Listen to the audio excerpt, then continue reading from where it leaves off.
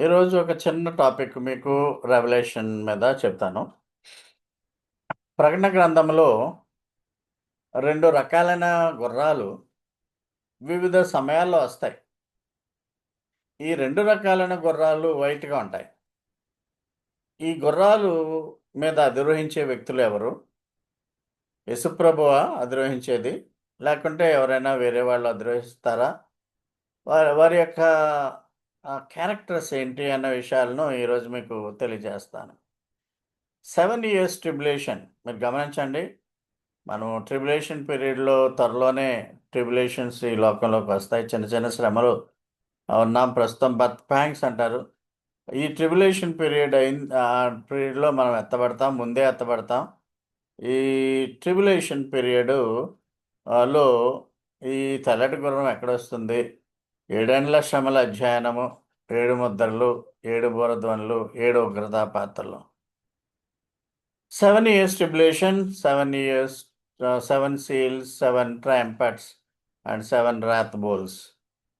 ఈ శ్రమల చిత్రపటాన్ని చూస్తే సంఘపు ఉనికి ఈ ఎడమవైపున బాగా ఎక్స్ట్రీమ్ ఎడమవైపున చూస్తే సంఘపు ఉనికి 2000 సంవత్సరాలే ఉంటుంది. 2000 సంవత్సరాలు అయిపోయింది. ఇంకా కొద్దిగా గ్రేస్ పీరియడ్ దేవుడు మనకిచ్చాడు. సంఘపు ఉనికి 2000 సంవత్సరాలు అయిపోగానే విశ్వాసుల ఎర్ర మార్క్ ఎక్కడ వేసాం అది ఎత్తబడతాం. అంటే మనం పరలోకంలో ఉంటాం. పరదేశం నుంచి మహిమ శరీరాలతో మన పితరులు మారతారు. మనమేమో ట్రాన్స్‌ఫర్మేషన్ అయ్యి, మార్పిడి చెంది మహిమ శరీరాలతో పరలోకంలోకి వెళ్తాం. మహిమ శరీరాలతో ఉన్నవాడు మాత్రమే పరలోకంలోకి వెళ్ళగలడు. మహిమ శరీరం అంటే నీతిమంతుడు. నీతిమంతులు అంటే యేసు రక్తం ద్వారా కడుగబడినవారు. యేసు రక్తం ద్వారా ఎలా కడుగబడతాడంటే యేసునందు విశ్వాసం ఉంచినవాడు. పాప ప్రాయశ్చిత్తం పొందినవారు. వెనువెంటనే 7 ముద్రలు, 7 బూరదూరలు, 7 ఉగ్రతా పాత్రలు ఆహ్, జ వస్తాయి భూమి మీదకి. ఎత్తబడిన విశ్వాసులతో ప్రభువు రెండో రాకడగా భూమి మీదకి ఒలీవల కొండ మీదకి వస్తాడు. అదే అర్మగద్దోన్ యుద్ధం చేస్తాడు. అర్మగద్దోన్ యుద్ధంలో దుష్టులను నాశనం చేస్తాడు. కొంతమంది ఇశ్రాయేలుని రక్షిస్తాడు. ఇంకా 1000 ఏండ్ల పాలన మొదలుపెడతాడు. మిలీనియము ఎందుకు ప్రభు రెండో రాకడ ఎందుకంటే ఈ 3 విషయాలు చెప్పాలి. To start millennium and to destroy the wicked people, unbelievers and to save some juice who believes in Christ. యూదులు కూడా ప్రస్తుతం ఉన్న యూదులకు కూడా మేము గొప్పోళ్ళం అనుకుంటారు గానీ, యూదులకు కూడా ప్రభువు లేకుంటే రక్షణ ఉండదు. సో, ఈ విధంగా ట్రిబ్యులేషన్ 2 రకాల ట్రిబ్యులేషన్స్ మనం చూస్తున్నాం. శ్రమలు 3.5 సంవత్సరాలుంటాయి. మహాశ్రమలు 3.5 సంవత్సరాలుంటాయి. దీన్నింకా వివరణగా చెప్పాలంటే 7 ఏండ్ల శ్రమల ముందు భాగంలో ప్రారంభ శ్రమల కాలంగా చెప్తారు. Pre tribulation. మధ్యకాలంలో మిడ్ ట్రిబ్యులేషన్ అంటారు. యూజువల్‌గా 2 రకాల జడ్జ్‌మెంట్స్ అంటే seals and wrath bowls, seals and trumpets ఈ ట్రిబ్యులేషన్‌లో, మిడ్ ట్రిబ్యులేషన్‌లో వస్తాయి. చివరి కాలంలో అంటే ప్రీ ట్రిబ్యులేషన్, మిడ్ ట్రిబ్యులేషన్‌లో ఆ 2 అంటే ప్రీ అంటే ముందస్తు ట్రిబ్యులేషన్ శ్రమలు.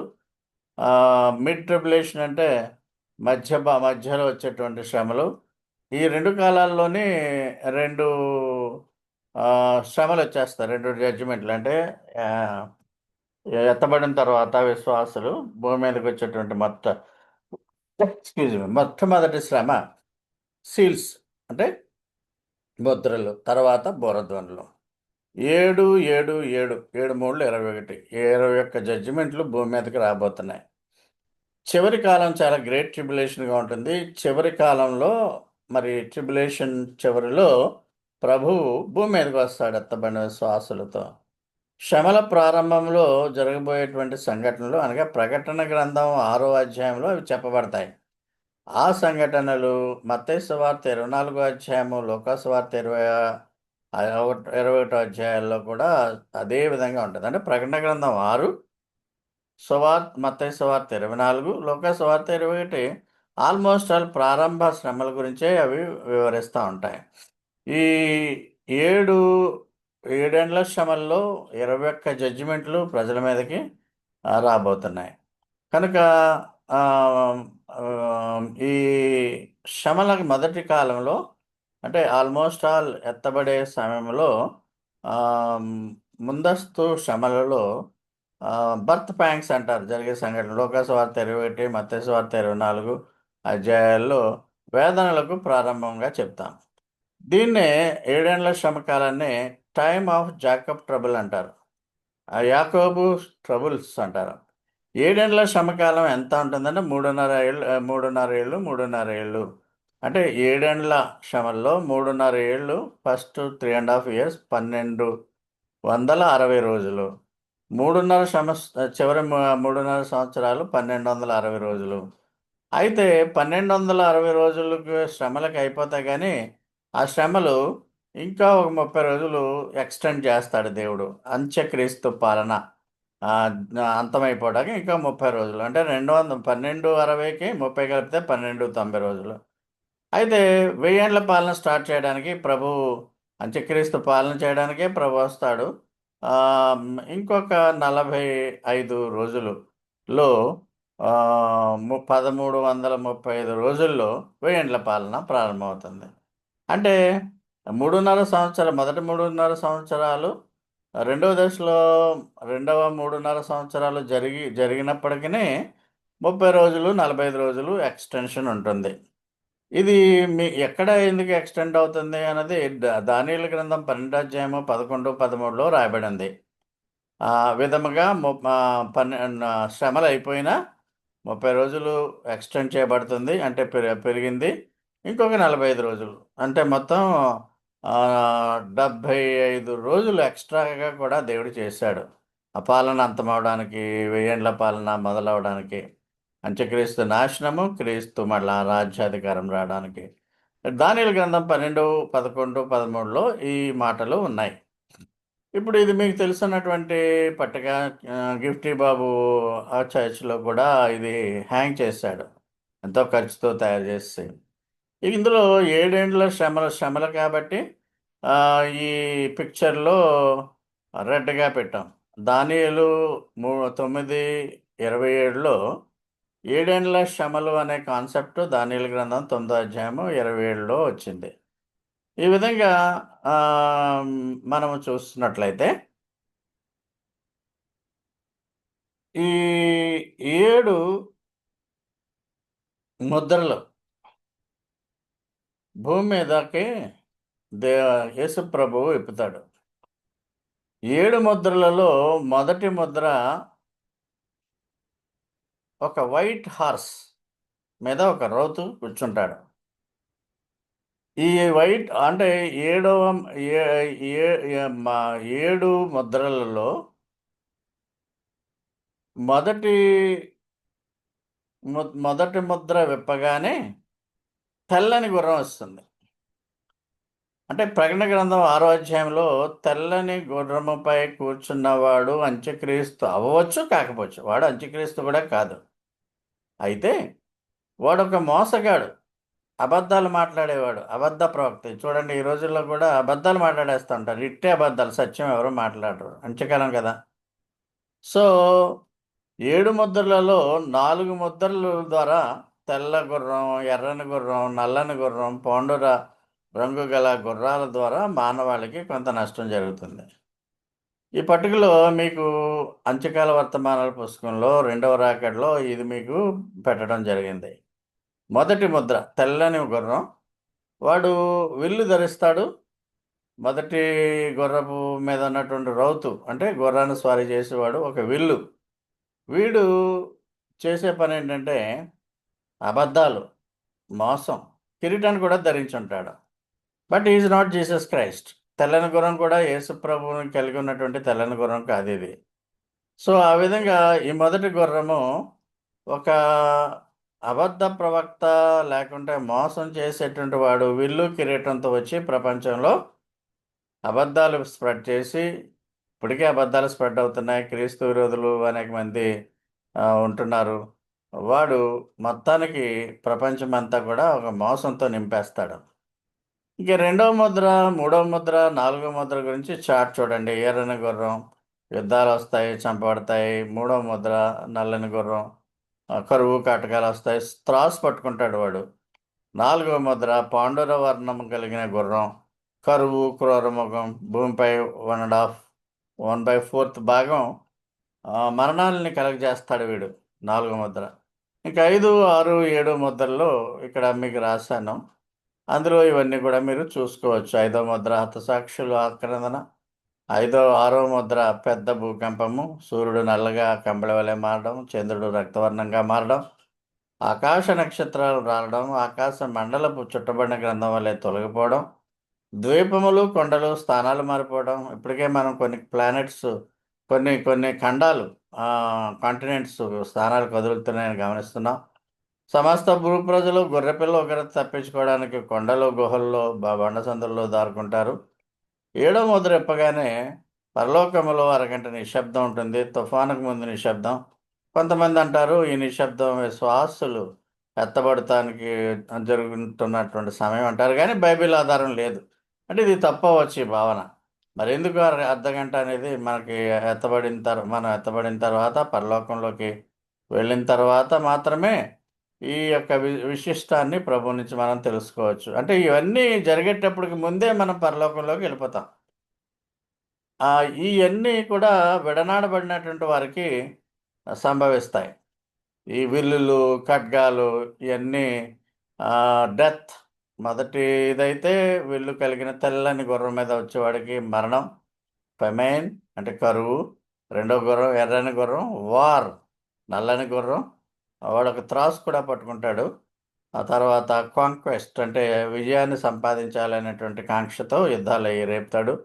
మొత్తానికి భూమి మీద 1/4 వంత మరణాన్ని ఈ 4వ ముద్ర కలిగినటువంటి పాండుర వర్ణము కలిగిన గుర్రం మృత్యువు అనేది భూమి మీద వెలతాండం చేస్తుంది 7 శ్రమల్లో.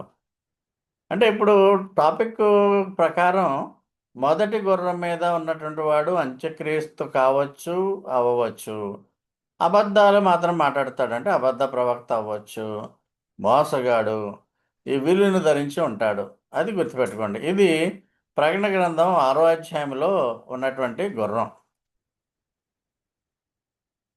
కొంతమందికి తెలియక ఈ గుర్రమే యేసుప్రభు అనుకుంటా ఉంటారు, సరైనటువంటి విధానంలో స్టడీ చేయనటువంటి వాళ్ళు. అయితే 7 ఉగ్రతా పాత్రలు అంటే 7 ముద్రల సంఘటన అయిపోయిన తర్వాత 7 బూరధ్వనుల దేవుని ఉగ్రత ప్రారంభమవుతుంది. 7 బూరధ్వనుల సంఘటనలు జరిగిన వెంటనే 7 ఉగ్రతా పాత్రలు కుమ్మరించబడతాయి. 7వ ఉగ్రతా పాత్ర సంఘటన అనంతరము ఎత్తబడిన పరిశుద్ధులతో ప్రభు అనగా ఎత్తబడినటువంటి పరిశుద్ధులతో ప్రభు భూమి మీదకి వస్తాడు. ఇది ఆ ప్రకటన గ్రంథం 19వ అధ్యాయంలో తెల్లని గుర్రంపై వచ్చేవాడు రెండవ రాకడలో ప్రభువు అని గమనించాలి. ఒలీవల కొండ మీదకి వస్తాడు, అర్మగద్దెను యుద్ధం చేస్తాడు. అంటే ప్రకటన గ్రంథం 6వ అధ్యాయంలో తెల్లని గుర్రము మీద వచ్చేవాడు ఒక మోసగాడు, అబద్ధాలు మాట్లాడుతూ ఉంటాడు. ప్రపంచం అంతా కూడా అబద్ధాన్ని సత్యంగా నమ్మేస్తూ ఉంటారు. ఈ దినాల్లో చూడండి, అసత్యపు బోధ నిజంగా నమ్మేసేటువంటి విధంగా ఆ గుర్రం ఇప్పటికీ రాలేదు, కానీ అలాంటి సూచనలు ప్రపంచవ్యాప్తంగా క్రైస్తవ బోధలో కూడా మోసపోయేటువంటి పరిస్థితి ఉంటుంది. అది గమనించుకోవాలి మనం. ఏది సత్యవంతమైన బోధ, ఏది సత్యవంతమైన వాక్యం అని గమనించుకోవాలి. ప్రకటన గ్రంథం 6వ అధ్యాయంలో ఉన్నటువంటి గుర్రం యేసు ప్రభువు కాదు. అయితే ప్రకటన గ్రంథం 19వ అధ్యాయం 11వ వచనం మనం చూస్తే ప్రభువు తెల్లని గుర్రం మీద వస్తాడు. కూర్చున్నవాడు నమ్మకమైన వాడు, సత్యవంతుడు అని నామం కలిగిన వాడు, ఆయన నీతిని బట్టి విమర్శ చేయొచ్చు, యుద్ధమును జరిగించున్నాడు. అంటే అర్మగద్దోని యుద్ధం చేయడానికి తెల్లని గుర్రంపై ఆయన వస్తాడు. అంటే ఇప్పుడు ప్రకటన గ్రంథం 19వ అధ్యాయం 11 నుంచి 16 వరకు చదువుకుంటే సారాంశం ఏంటంటే తెల్లని గుర్రంపై స్వారీ చేస్తున్నట్లు వచ్చించేవాడు నీతిమంతుడైన యోధుడు, రాజులకు రాజుగా ప్రభు చిత్రీకరింపబడ్డాడు. అంటే చెడుకు తీర్పు తీర్చడానికి వ్యతిరేకంగా తీర్పు తీర్చడానికి, యుద్ధం చేయడానికి ఆ చివరి కాలంలో ఆయన వస్తాడు. అంటే ఈ ఎండ్ ఆఫ్ ది ట్రిబ్యులేషన్లో చివరిలో 7 ఉగ్రతా పాత్రల్లో మా మా మా కుమ్మరించే సమయానికి చివరికి వస్తాడు. ఆయన ఇక్కడ తెల్ల ఆయన వెనక ఉన్నవాళ్ళు తెల్లని గుర్రాలపై పరలోక సైన్యాలు సోల్జర్స్ సోల్జర్స్ అంటాడు గిఫ్ట్. అంటే అవి ఎత్తబడినటువంటి విశ్వాసులనమాట. ఇక్కడ మనం చూస్తుంటంటే చేతిలో ఖడ్గం ఉంటుంది. నీతిని నీతిని కొనసాగింపచేసేవాడు. ఎర్రని వస్త్రం కట్టుకుంటాడు. తెల్లని గుర్రం. ఇక్కడ ఇది యేసుప్రభు. వెనకాల ఉన్న వాళ్ళంతా కూడా పరిశుద్ధులు. రెండవ రాకడ ఇది. రెండవ రాకడ ఎందుకో మీకు పలుసార్లు చెప్పాను. ఒకటి అవిశ్వాసులను నాశనం చేయట అర్మగెద్దోన్ యుద్ధంలో. అప్పుడు నమ్ముకున్నటువంటి కొద్దిపాటి ఇశ్రాయేలీయుల్ని ప్రభువు నమ్మినట్టు 7 శ్రమల్లో కూడా ప్రభువును కొంతమంది నమ్ముతారు. వాళ్ళని రక్షించడానికి. మూడవది మిలీనియం ప్రారంభించడానికి. సో ఈ గుర్రం యేసు ప్రభువు వస్తాడు దీని మీద. 6వ అధ్యాయంలో ఉన్న గుర్రం మాత్రం వాడు మోసగాడు, ఒక అబద్ధ ప్రవక్త. ప్రపంచాన్ని అబద్ధాలతో నింపేయడానికి, మనుషులను మోసం చేయడానికి వాడు విల్లును ధరించి వస్తాడు. ఇక్కడ తెల్లటి గుర్రం మీద ప్రభు రావడం దాన్ని ఏ విధంగా మనం అర్థం చేసుకోవచ్చు అంటే స్వచ్ఛత, నీతి, విజయానికి సూచన తెల్లటి గుర్రం. యేసు నమ్మకమైన వాడు, సత్యవంతుడు అని వర్ణించబడ్డాడు. యేసు న్యాయం తీరుస్తాడు, తీర్పు తీర్చేవాడు. ఆయన రక్తములో చిందించిన వస్త్రాన్ని కలిగి ఉన్నాడు. ఆయన రాజులకు రాజు, ప్రభువులకు ప్రభు. అని నోట్లోంచి అగ్నిజ్వాలలు వస్తూ ఉంటాయి శత్రువులను నాశనం చేయడానికి. సో వెనకాల ఉన్నటువంటి పవిత్రమైనటువంటి శుద్ధి కలిగిన తెల్లన్నార వస్త్రాలు ధరించినటువంటి వాళ్ళు పరిశుద్ధులు, ఎత్తబడినటువంటి వాళ్ళు అనమాట.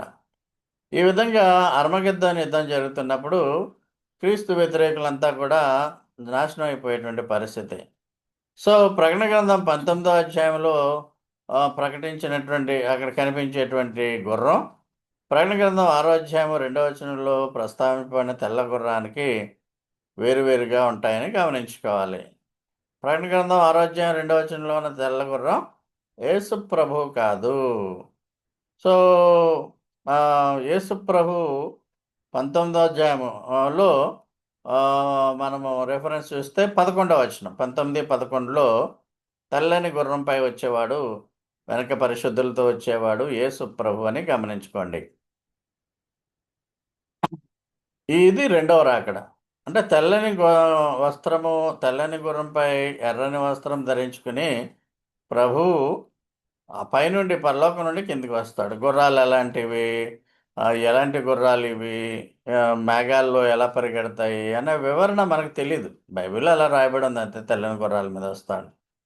ఎందుకు వస్తాడంటే 1000 ఏండ్ల పాలన మొదలెట్టడానికి, కొద్దిమంది ఇశ్రాయేలును రక్షించడానికి, తర్వాత వినాశనం మొత్తం అంత్యక్రీస్తు అబద్ధ ప్రవక్త ఇరువురు కూడా సాతాను యొక్క మనుష్యులు. సాతాను కాదు, సాతాను మనుష్యులు. ఈ దినాల్లో కూడా సాతాను మనుష్యుల్లాగా అబద్ధాలు ప్రచారం చేసేవాళ్ళు, జాలిగుండె లేకుండా క్రూరత్వంగా ఉండేవాళ్ళు, హత్యలు చేసేవాళ్ళు ఎక్కువ పెరిగిపోతున్నారు ఇప్పుడు. సో ఇక్కడ మనము గమనించేది ఏంటంటే క్రీస్తు వ్యతిరేకులను కూడా నాశనం చేస్తాడు.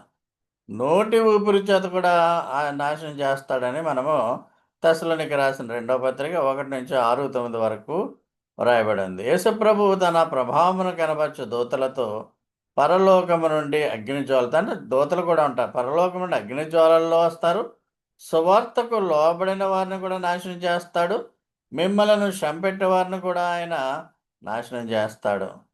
రెండవ దశ యోధా రాసిన పత్రిక 1:15 వచనంలో ఇక్కడ దూతలు అనకుండా ప్రభువు తన 1000 పరిశుద్ధులతో పరివారంతో వచ్చానని పాస్ట్ టెన్స్ ఉంది, కానీ వస్తున్నాడు అన్నట్టుగా ఇంగ్లీష్ చదివితే see the Lord is coming with thousands upon thousands of his holy ones. అంటే ఆయన పరిశుద్ధులతో, ఎత్తబడిన పరిశుద్ధులతో తిరిగి ఈ లోకానికి 1000 పరిశుద్ధులతో వస్తున్నాడు. వచ్చానని పాస్ట్ టెన్స్, అది ప్రజెంట్ టెన్స్లో మీరు అర్థం చేసుకోవాలి. పాస్ట్ టెన్స్లో వచ్చానంటే ప్రజెంట్ టెన్స్. వచ్చుచున్నాడు అని పడితే బాగుండేది. ఇంగ్లీష్ చదువుకుంటే మీకు క్లియర్గా తెలుస్తుంది. రెవల్యూషన్ 19, 11, 16 ఆల్రెడీ మనం చూసాము. తెల్లని అశ్వంపై ప్రభు వస్తున్నాడు. ఇది దీని గురించే మనకు ఎక్స్ప్లెనేషన్ అంతా చూసాం. కింద 12, 13, 14, 15, 16లో ప్రభువు గురించి వర్ణించబడింది. ఆయన నేత్రాలు ఎలా ఉంటాయి, రక్తంలో ముంచబడిన వస్త్రాన్ని ధరించుకున్నాడని 13 వచనంలోను, 14 వచనంలో పరలోకమందున్న సేనలు, సేనలు అంటే పరిశుద్ధులు, ఎత్తబడిన పరిశుద్ధులు అంటే మనలాంటి విశ్వాసులు శుభ్రమైన తెల్లని నారలు ధరించుకుంటారు. ఇక్కడ గమనించినట్లయితే వీళ్ళు తెల్లని గుర్రం ఎక్కొస్తారు. యేసు ప్రభు కూడా తెల్లని గుర్రం వస్తాడు. అయితే పరిశుద్ధులు తెల్లని వస్త్రాలు ధరించుంటారు. ఇది డిఫరెన్స్. వస్త్రము, ప్రభువు ధరించిన వస్త్రము, ఆయన రక్తములో ముంచబడినటువంటి ఆ యొక్క వస్త్రాన్ని తెలియజేస్తుంది. ఆ పరిశుద్ధ రక్తములో తమ పాపములు కడుక్కున్న పరిశుద్ధులు తెల్లని వస్త్రాలు ధరించుకుంటారు. అది దాని మీనింగ్. సో, ప్రభువు రెండవ రాకడలో ఈ ఎర్రని వస్త్రం కప్పుకుంటాడు. చాలా ఒక ముఖ్యమైన రహస్యం ఏంటంటే, ప్రభువు ధరించినటువంటి వస్త్రము ఎర్రది. పరిశుద్ధులు ధరిస్తున్నటువంటి ఆ యొక్క వస్త్రము తెల్లనిది. రక్తములో అంటే ప్రభు రక్తం చిందించాడన్న దానికి సాదృశ్యంగా ఎర్రని వస్త్రం. ఆ ఎర్రని రక్తములో తమ పాపాలు కడుక్కున్న వారిగా వైట్‌గా అయిపోయి, స్వచ్ఛంగా అయిపోయినడానికి పరిశుద్ధులు ఆ యొక్క తెల్లని వస్త్రము ధరించుకోవడము అని మనం అర్థం చేసుకోవాలి. ఇయన్నీ కూడా ఈ రిఫరెన్స్‌లో ఉన్నాయి. ప్రకటన గ్రంథం 19, 11, 16లో. తెల్లని వస్త్రాలు ఈ పరలోక సైన్యాలంటే యేసుప్రభు. మనం కూడా వెయ్యేండ్ల పాలనలో రాజులు, యాజకులుగా ఉంటాము. అయితే రాజులు ఈ పరిశుద్ధులు డిఫరెంట్ డ్యూటీస్ వాళ్ళకి ఇవ్వబడతాయి. కొంతమంది ప్రీచింగ్ చేస్తారు, కొంతమంది ప్రభు సువార్తని చెప్తారు, వెయ్యేండ్ల పరిశీలన మహిమ దేహాలతో ఉంటారు. ఆ విధముగా duties will be assigned according to their merit. ప్రకటన గ్రంథం 1:7లో కూడా రెండవ రాకడ రెఫరెన్స్ ఉంది. అయితే రెండవ రాకడకు ముందు 7 ఏండ్ల ముందు ఎత్తబడ్డముకు రెఫరెన్సు ఒకటే ఉంది. మొదటి దశలోనికి రాసిన మొదటి పత్రిక 4వ అధ్యాయము 16-18 వచనాల వరకు. అంటే యోహాను 14, 1, 2, 3లో కూడా ప్రభు మీ హృదయాల్ని కలవరపడనివ్వకండి, ప్రభు త్వరగా వస్తాడు. ఆయన మన కోసం ప్లేస్‌ని, స్థలాన్ని సిద్ధపరచడానికి వెళ్తున్నాడని ఇయన్నీ చెప్తాం కానీ ఒకే ఒక రెఫరెన్స్ బ్రహ్మాండమైన రెఫరెన్స్ ఏంటంటే, ఎత్తబడడానికి తెస్సలోనికీయులకు రాసిన మొదటి పత్రిక 14 అధ్యాయము, 4 అధ్యాయము 14-16 వరకు చదువుకోవచ్చు. లేదా 18 వరకు. ఇక్కడ రెండవ రాకడ 7 ఏండ్ల శ్రమల ముందు ఎత్తబడ్డాం. 7 ఏండ్ల శ్రమల తర్వాత ప్రభు రెండవ రాకడగా రావడం, రెండవ రాకడ ఉద్దేశాలు కూడా చెప్పాను. అది మిలీనియంలో వెయ్యేండ్ల పాలన ప్రారంభించడానికి శత్రువులు, క్రీస్తు యేసు శత్రువులను విశ్వసించిన వారిని మరి వాళ్ళందరినీ కూడా డిస్ట్రాయ్ చేయడము. అదేవిధంగా యూదులు కొంతమందిని రక్షించడం. దీనికి రెఫరెన్స్‌లు బ్రహ్మాండంగా ఉన్నాయి. తెస్సలోనికీయులకు రాసిన రెండవ పత్రికే 1, 6, 9 ఏమో రెండవ రాకడ గురించి చెప్తుంది. యోధా 1, 15 రెండవ రాకడ గురించి చెప్తుంది. రెవల్యూషన్ 19, 11, 16లో రెండవ రాకడ గురించి చెప్పి మనం ఏ వస్త్రాలు ధరించుకుంటాం, ఆయనే వస్త్రాలు, ఆయన ఆయన ఏ విధంగా ముందు లీడ్ చేస్తూ ఉంటాడు, ఇవన్నీ కూడా ఎర్రని వస్త్రం, తెల్లని వస్త్రాలు, ఈ నోట్లోంచి ఖడ్గం లాంటిది వస్తుంది, తెస్సలోనికైతే అగ్ని జ్వాలలు వచ్చేస్తాయి, శత్రునాశనం జరుగుతుంది. ఇవన్నీ కూడా ప్రకటన గ్రంథం 19, 11, 16లో చూడొచ్చు. ప్రకటన గ్రంథం 1:7లో ఎలా ఉందంటే ఆయన మేఘారూఢుడై ఉన్నాడు. He is coming with clouds. అంటే ఈ గుర్రాలన్నీ కూడా క్లౌడ్స్‌లో వస్తాయన్నమాట. అయితే ఓల్డ్ టెస్టమెంట్‌లో కూడా యేసుప్రభు రెండవ రాకడ గురించి 14:4 జకర్యా. దాంట్లో ఆయన ఒలీవల కొండ మీదకి వస్తాడు. ఒలీవల మీద కొండకి వచ్చినప్పుడు ఒలీవల కొండ 2గా బద్దలైపోతుంది. అక్కడే నరకం ఏర్పడుతుంది, లేక్ ఆఫ్ ఫైర్ ఏర్పడుతుంది అంటారు. ఈ ప్రభువు ర్యాప్చర్‌లో మధ్యాకాశానికి వస్తాడు గానీ, భూమి మీదకి రాడు. ఈ విధముగా ఆయన భూమి మీదకి వచ్చినప్పుడు భూమి బద్దలవుతుంది అని ప్రకటన జకర్యా గ్రంథం 14:4లో ఉంది. ఆ దినమున యెరూషలేము ఎదుట తూర్పు తట్టుననున్న ఒలీవ కొండ మీద ఆయన పాదములుంచగా, రాప్చర్‌లో పాదాలుంచడు. రాప్చర్‌లో మధ్యాకాశాన్ని, అందుకే మధ్యాకాశపు రాకకు ఎదురు చూడాలి మనం. ఇది రాకకు ఎదురు చూడడం అంటే నిత్యనాశనమే అని అర్థం చేసుకోవాలి. ఆయన పాదములుంచగా ఒలీవ కొండ తూర్పు తట్టునకు, పడమటి తట్టునకు నడిమికి విరిగిపోయి సగము కొండ ఉత్తరపు తట్టునకు, సగము కొండ దక్షిణ తట్టుకును జరుగును. అంటే మధ్యలో లోయ ఏర్పడతదనమాట. ఆ లోయే లేక్ ఆఫ్ ఫైర్ అని కూడా అంటారు కొంతమంది. సో, ఆ విధంగా 2 రకాల గుర్రాల గురించి మీకు చర్చించాను. ప్రకటన గ్రంథము 19 అధ్యాయం 11వ వచనంలో గుర్రం యేసుప్రభు. ఆయన నీతి, స్వచ్ఛత దానంతటిని కూడా అది తెలియజేస్తుంది. విజయం. విక్టోరియస్‌గా ఆయన వస్తాడు. రాజులకు రాజుగా వస్తాడు. ప్రభువుకు ప్రభువుగా వస్తాడు ఇక్కడ రౌతు. అయితే ప్రకటన గ్రంథం 6వ అధ్యాయంలో ఉన్న రౌతు వైట్ డ్రెస్‌లోనే ఉంటాడు. వైట్ గుర్రం మీద వస్తాడు ఈడు. ఎర్రని ఒక ఎర్ర వస్త్రం కాదు. తెల్లని గుర్రం, విల్లు, కిరీటము, అబద్ధ ప్రవక్త, మోసం ఇయన్నీ చేస్తాడు. అయితే ఇంకొక గుర్రం, రెండో గుర్రం ఎర్రని గుర్రమే అది. గుర్రమే ఎర్రది. ఎర్రటి వస్త్రాలు కాదు. గుర్రమే ఎర్రగా ఉంటది. ఖడ్గం. యుద్ధాలు, చంపబడ్డం. మూడో ముద్ర విప్పినప్పుడు నల్లని గుర్రం బయటకొస్తుంది. నల్లని గుర్రము ఇయన్నీ వివిధ కాలాల్లో వస్తాయి. ఏడేండ్ల శ్రమల్లో వివిధ పీరియడ్‌లో వస్తాయి. ఎన్ని నెలల తర్వాత వస్తాయి, ఎన్ని రోజుల తర్వాత వస్తాయని మనకు తెలీదు గానీ, మన నల్లని గుర్రము మూడో ముద్ర ఇప్పినప్పుడు త్రాసు పట్టుకుంటాడు. కరువు, కాటకాలు. నాలుగో ముద్ర పాండుర వర్ణము కలిగిన అంటే పేర్లనమాట. మృత్యువు. చనిపోయే స్థితిలో ఉన్నటువంటి పేషెంట్స్ పాండుర రంగంలోకి వెళ్ళిపోతారు. అంటే పాండుర రంగం అంటే ఈ మృత్యువు కళ వచ్చేస్తుంది వాళ్ళకి. ఖడ్గము, కరువు, క్రూరమృగము భూమిపై ఆ విధముగా భూమిపైన 1/4 వంతు జనాలు కూడా చనిపోవడం జరుగుతుంది. వీటన్నిటిలో కూడా ప్రాణ నష్టం కలుగుతుంది. ఇప్పుడు మన టాపిక్ ఏంటంటే, ప్రకటన గ్రంథం 6వ అధ్యాయంలో తెల్లని గుర్రంపై కూర్చున్నవాడు ఎవరు? వాడొక అబద్ధ అంత్యక్రీస్తు కాకపోవచ్చును, అవ్వవచ్చును. వాడొక మోసగాడు, అబద్ధ ప్రవక్త. అయితే ప్రకటన గ్రంథం 16వ అధ్యాయము లో తెల్లని గుర్రం మీద ఎర్రని వస్త్రం కప్పుకొచ్చేవాడు యేసుప్రభువు. ఆయన నీతిమంతుడు. మన కోసం రక్తం దారం పోశాడు. ఆ రక్తాన్ని ధారపోసిన ఆయన ప్రభువుకు ప్రభువు, రాజులకు రాజుగా వస్తున్నాడు. ఖడ్గముతో వస్తున్నాడు. నోటితో ఖడ్గం, చేతులతో ఖడ్గం. శత్రు వినాశనం చేయడానికి వస్తున్నాడు. పాపులను రక్షించడానికి రావట్లేదు ఇక్కడ. దీనుడిగా క్రిస్మస్ కాలంలో ఉన్న దీనత్వం ఉండదు ఇక్కడ. Is a man of judgement ఇక్కడ. అంటే యేసు నామము ఎరిగిన వారికి కూడా ఇక్కడ చాలా ప్రమాదమైనటువంటి పరిస్థితి ఉంటుంది. కాబట్టి ప్రియులారా, యేసును నమ్మిన విశ్వాసులు వెనుక భాగములో తెల్లని గుర్రములపై వచ్చుటనేది అది ఎంత ఆశ్చర్యకరమైన దీవెనో ఆలోచించండి. యేసు వెనక తెల్లని వస్త్రములు, తెల్లని గుర్రములపై వచ్చే ఆధిక్యత దేవుడు మీకిచ్చాడు. మిమ్మల్ని కూడా నీతిమంతులుగా చేశాడు. రోమా 6:5-9లో యేసుక్రీస్తు రక్తము ద్వారా మీరు నీతిమంతులుగా తీర్చబడ్డారు. 5:9 రోమా. అంటే ఆయన రక్తాన్ని నమ్ముకుంటున్నాం. ఆ రక్తం మనల్ని శుద్ధి చేస్తుంది. మనము కూడా శుద్ధీకరింపబడినటువంటి పరిశుద్ధుల వలె ఆయన కూడా వచ్చేటువంటి భాగ్యం మనకు వస్తుంది. ఆ రీతిగా ఈ గుర్రముల యొక్క విశ్లేషణ చెప్పడం మీకు జరిగింది. ఆయన మహా అగ్ని జ్వాలలతో వస్తున్నాడు, దూతలతో వస్తున్నాడు, పరిశుద్ధులతో వస్తున్నాడు. అప్పుడు శత్రువులు రొమ్ము కూడా కొట్టుకుంటారు.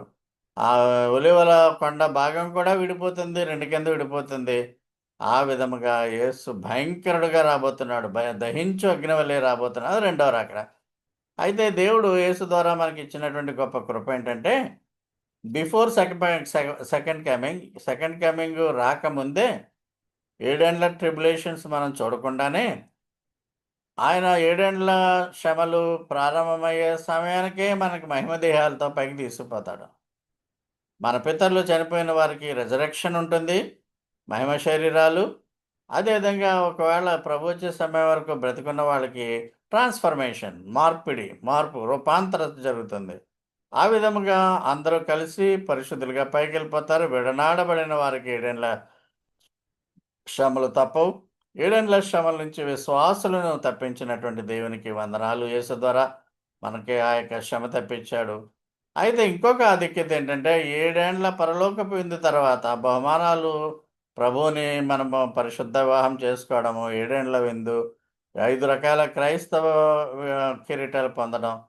వాటికి డీటెయిల్‌గా జడ్జిమెంట్ గురించి సండే దేవుని చిత్తమైతే చెప్తాను.